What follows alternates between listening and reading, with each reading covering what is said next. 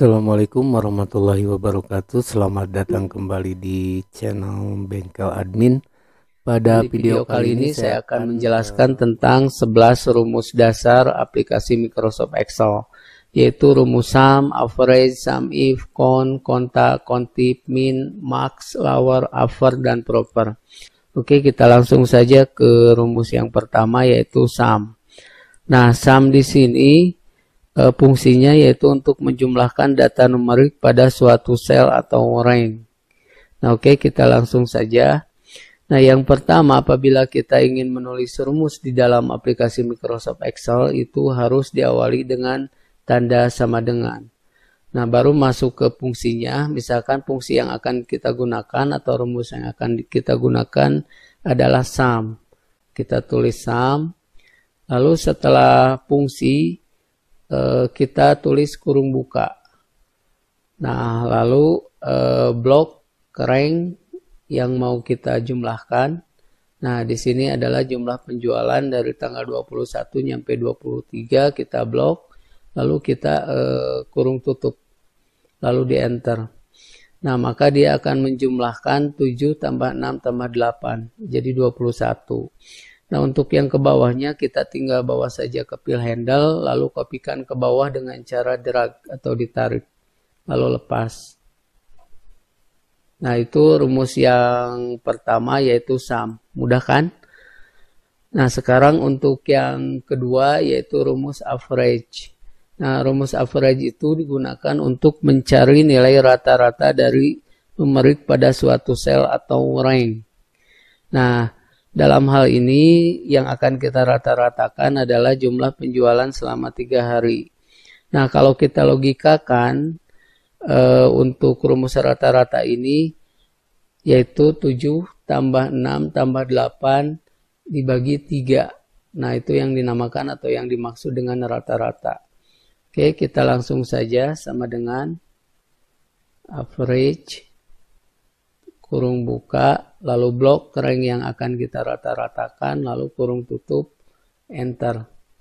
Nah, maka dia akan menghasilkan nilai 7. Untuk ke bawahnya kita kopikan saja.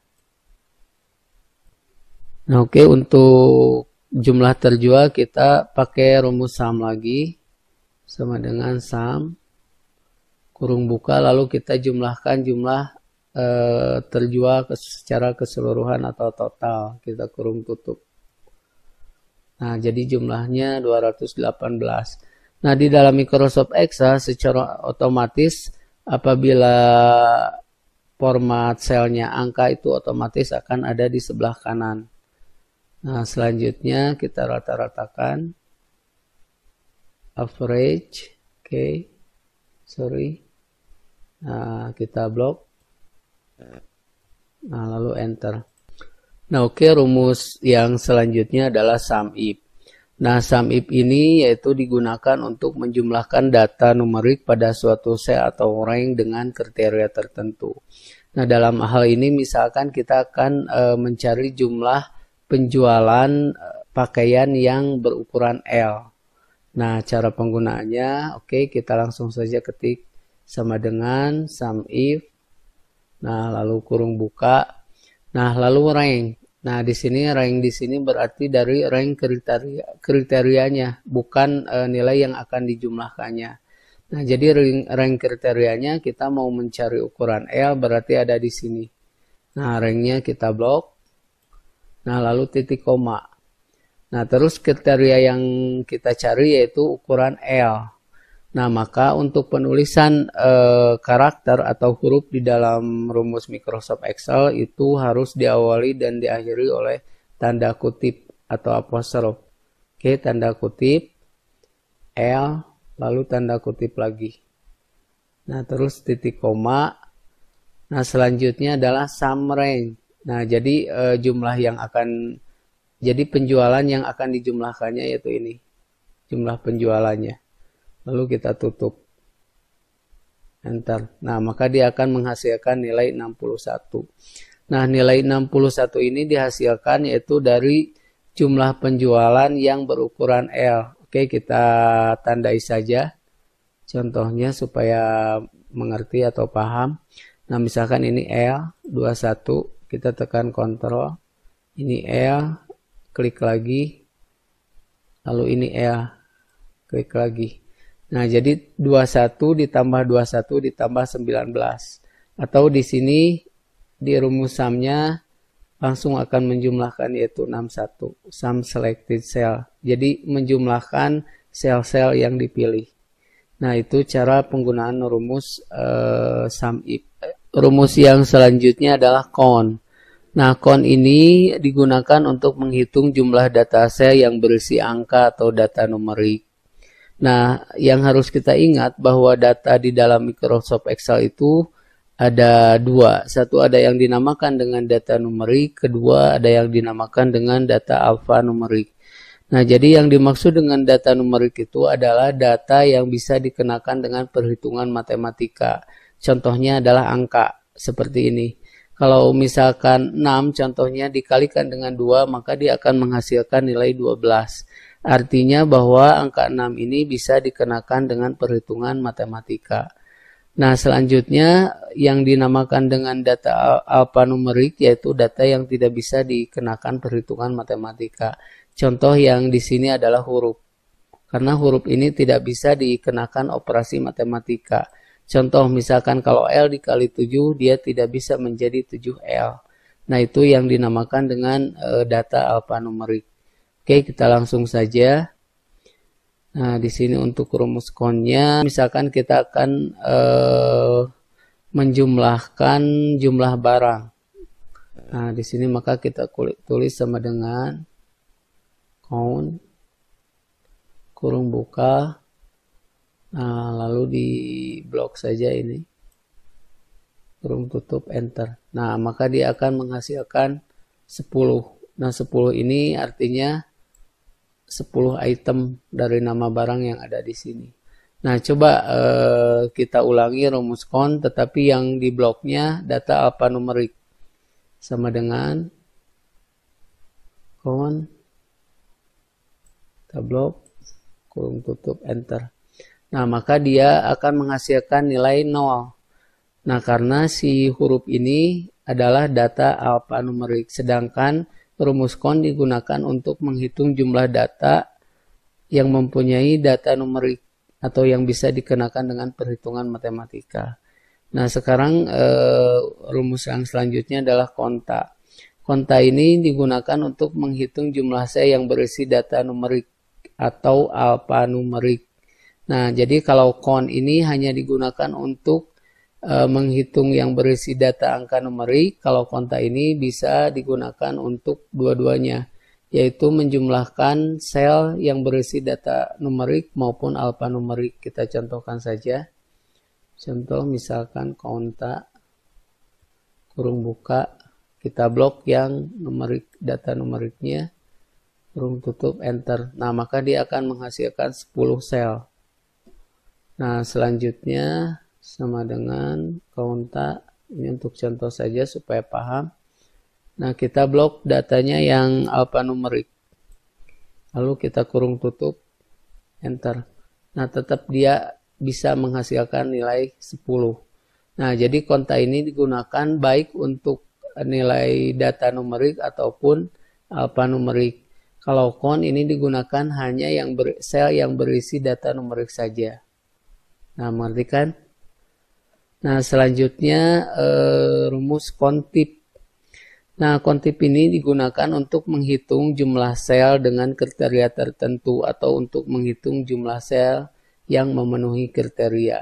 Oke, di sini kita akan contohkan misalkan di toko pakaian media OPS ini ada berapa ukuran, ada berapa pakaian yang berukuran M misalkan. Oke, sama dengan countip kurung buka, ranknya di blok.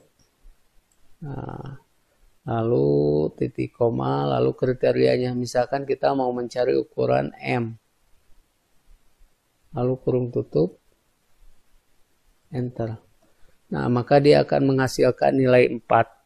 Nah, kita hitung saja coba secara manual. 1, 2, 3, 4. Nah, berarti yang ukuran M-nya ini ada 4. Nah, ini bisa digunakan dalam kasus lain, misalkan untuk mencari jenis kelamin laki-laki atau perempuan. Nah, misalkan jadi caranya pakai rumus kontit. Nah, terus yang selanjutnya rumus yang sering digunakan itu adalah min atau minimum. Nah, rumus min di sini digunakan untuk mencari nilai terkecil atau minimum dari data numerik pada suatu sel atau rank. Nah, misalkan kita akan menghitung jumlah penjualan terkecil di sini misalkan dari pakaian apa. Oke, kita tulis saja misalkan min. Kita blok ranknya. Kita tutup lalu enter. Nah, dia akan menghasilkan 19 karena dari rank yang kita blok nilai yang paling kecilnya adalah ini 19. Oke, selanjutnya adalah max. Kalau max itu kebalikan dari min.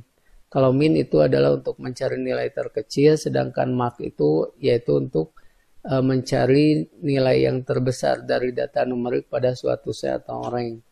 Kita tulis saja max. Nah, misalnya kita blok ranknya, lalu kita tutup, lalu enter. Nah, maka dia akan menghasilkan nilai 24. Karena dari rank yang kita blok ini, angka yang terbesarnya adalah 24. Oke, nah rumus yang selanjutnya adalah lawar. Lawar di sini fungsinya yaitu untuk membuat tulisan dari suatu sel menjadi huruf kecil semua. Nah, contohnya misalkan lawar. Nah, lalu kita klik. Kita tutup lalu oke. Nah, maka kemeja panjang yang asalnya huruf kapital itu menjadi kecil. Kita blok. Nah, seperti itu. Nah, selanjutnya upper. Nah, kalau rumus upper itu adalah kebalikan dari rumus lower, yaitu untuk membesarkan semua huruf yang ada di dalam sel. Contoh penggunaannya misalkan tulis sama dengan terus upper kurung buka lalu klik sel yang akan dirubah hurufnya lalu kurung tutup lalu enter. Nah, misalkan ini saja rubah lagi menjadi huruf kapital semua. Nah, maka dia akan menjadi huruf kapital semua. Untuk ke bawahnya kita blok saja. Nah, rumus yang selanjutnya yang terakhir adalah yang sering digunakan adalah proper. Proper ini fungsinya yaitu untuk menjadikan huruf awal dari sebuah sel itu menjadi huruf besar. Ya, kita contohkan saja, misalkan proper kurung buka. Nah, misalkan yang ini atau yang ini boleh. Kita kurung tutup lalu di enter. Nah, maka setiap kata dari huruf yang ada di dalam sel itu menjadi huruf besar. Nah, kita blok saja ke bawah. Nah, jadi hasilnya seperti ini.